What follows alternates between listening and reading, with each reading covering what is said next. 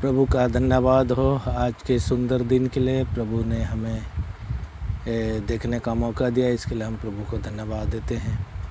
आज एक नया दिन प्रभु ने हमारे जीवन में जोड़ दिया है, इसके लिए भी हम प्रभु को धन्यवाद देते हैं। मैं पास्टर गब्रियल मरांडी आपके सामने नए मैसेज के साथ आपके सामने उपस्थित हूँ। आज का मैसेज है कैसे परमेश्वर के निकट आएँ। प्रभु का धन्यवाद हो।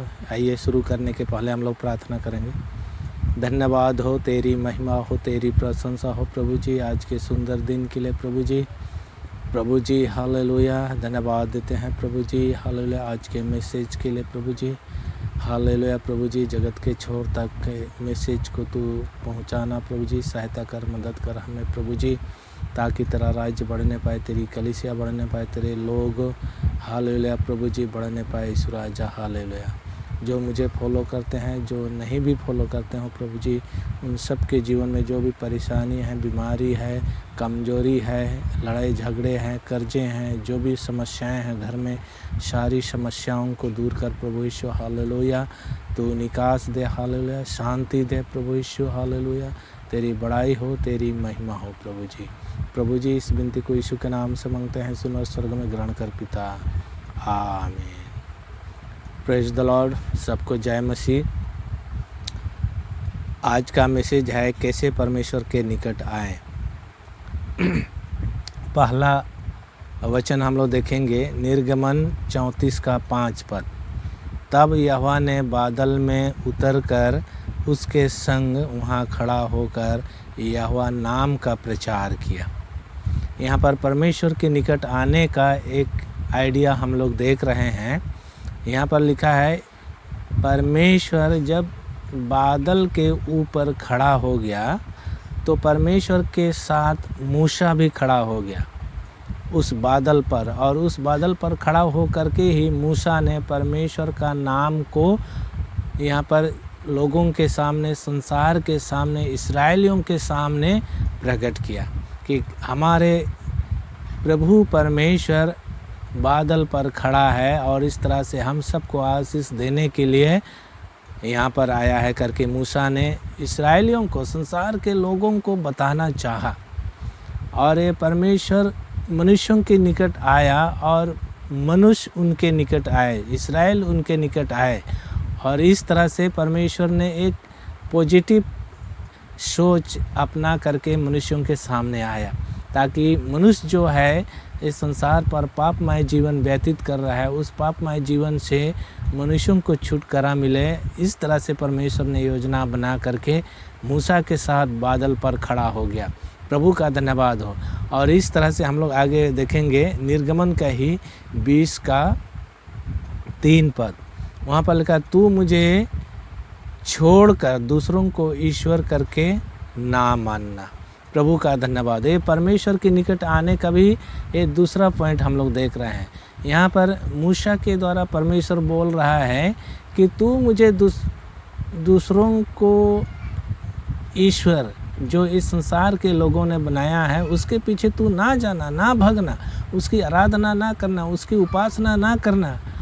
और अगर तू ऐसे करता है तो सच में यहाँ पर परमेश्वर बोलता है मैं तेरे सामने उपस्थित होऊंगा, तुझे मैं दर्शन दूंगा, तुझसे वार्तालाप करूंगा, तुझसे बातें करूंगा, और इस तरह से तेरे सामने मैं अपने आप को प्रकट करूंगा। परमेश्वर बोलता है अगर तू दूसरों को ईश्वर करके मानेगा नहीं और दूसरों को ईश्वर जान करके तू उसकी आराधना नहीं करेगा, मेरी ही आराधना करेगा, परमेश्वर बोल रहा है, तो मैं तेरे सामने प्रकट होऊंगा और इस तरह से आशीष से तुझे भर दूंगा। इस संसार पर तुझको अकेला नहीं छोड़ूंगा, अनाथ नहीं छोड़ूंगा, बल्कि मैं तेरे साथ हूँगा और तुझे हर पल हर घड़ी तेरी स्तुति, तेरी महिमा कराऊंगा, और इस तरह से मैं तुझे आशीष से भर दूंगा। परमेश्वर ने मनुष्यों से, इस्राएलियों से वायदा किया। प्रभु का धन्यवाद हो। हम लोग तीसरा पॉइंट को देखेंगे निर्गमन का ही यहाँ पर 20 अध्याय का 4 पद। तू अपने लिए मूर्ति खोद कर ना बनाना और न किसी की प्रतिमा बनाना जो आकाश से या पृथ्वी पर या पृथ्वी के जल में है। प्रभु का धन्यवाद हो। इस तरह से यहाँ पर परमेश्वर बोल रहा है मूसा के जरिए कि तू अपने लिए मूर्ति खोद कर ना बनाना, और लिखा है किसी की प्रतिमा भी तू ना बनाना, और लिखा है जो आकाश से या पृथ्वी पर या पृथ्वी के ऊपर जो जल है उसमें है, तू किसी की भी मूर्ति मत बनाना और उसकी उपासना भी नहीं करना। अगर तू इन बातों को तू मानेगा तो मैं तेरे सामने प्रकट होऊंगा, परमेश्वर बोलता है। मैं तेरे निकट आऊँगा, तुझसे वार्तालाप करूँगा, तुझसे बातें करूँगा, तेरी हर आवश्यकताओं की मैं पूर्ति करूँगा। परमेश्वर कह रहा है यहाँ पर। प्रभु का धन्यवाद हो।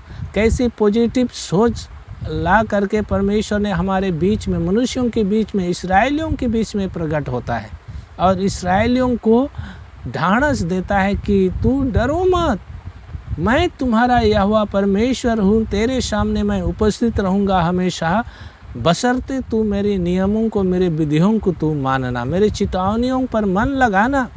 प्रभु का धन्यवाद हो। अगर तू ऐसे काम करता है तो सच में मैं तेरे सामने प्रकट होऊंगा और तेरे निकट मैं आऊँगा।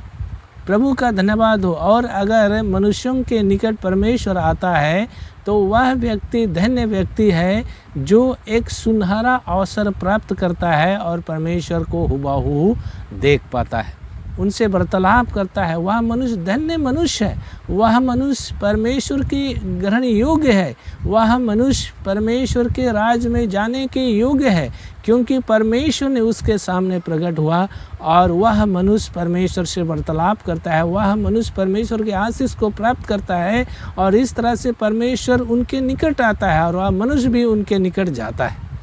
कितना सौभाग्यशाली मनुष्य होगा जो परमेश्वर की उपस्थिति को महसूस करता है। कितना सौभाग्यशाली मनुष्य होगा जो परमेश्वर से वार्तालाप करता है। प्रभु का धन्यवाद हो। और हम लोग आगे देखेंगे निर्गमन का ही 20 का 7 पद, उसमें लिखा है तू अपने परमेश्वर का नाम व्यर्थ ना लेना, क्योंकि जो यहोवा का नाम व्यर्थ ले वह उसको निर्दोष ना ठहराएगा।